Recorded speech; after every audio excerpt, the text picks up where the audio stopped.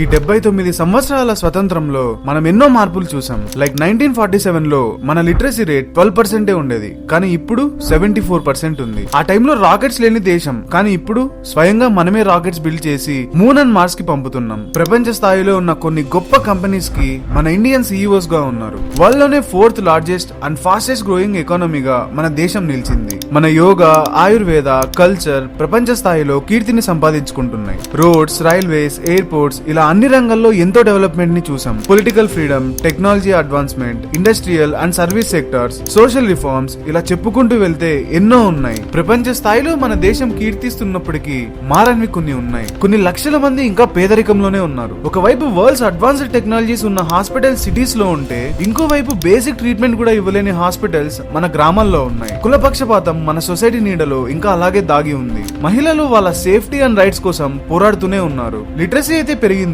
కానీ ఎంప్లాయ్మెంట్ ప్రతి సంవత్సరం కొన్ని లక్షల మంది గ్రాడ్యుయేట్స్ అవుతున్నారు, కానీ వాళ్లకు సరిపడా ఉద్యోగాలు మాత్రం లేవు. మన బ్రైటెస్ట్ మైండ్స్ లైఫ్ బాగుండాలి అండ్ గ్రోత్ ఉండాలి అని ఫారిన్ కంట్రీస్ కి వెళ్లిపోతున్నారు. డెవలప్మెంట్ పేరుతో దేశం మొత్తం పొల్యూషన్ అయిపోయింది. మన గ్రోత్ అండ్ డెవలప్మెంట్ ని కరప్షన్ తినేస్తుంది. మన దేశభక్తి జెండా ఎగరేయడం దగ్గరే ఆగిపోకూడదు. మన నేల కోసం, మట్టి కోసం మనమే పోరాడాలి. కరప్షన్ ని అణిచివేసే శక్తి మనకు మాత్రమే ఉంది. ఎప్పుడైతే మనం కులం, మతం భేదాలు లేకుండా కలిసి పోరాడతామో అప్పుడే ఇవన్నీ మారతాయి అండ్ మన దేశం ఇంకా త్వరగా అభివృద్ధి చెందుతుంది. జై హింద్.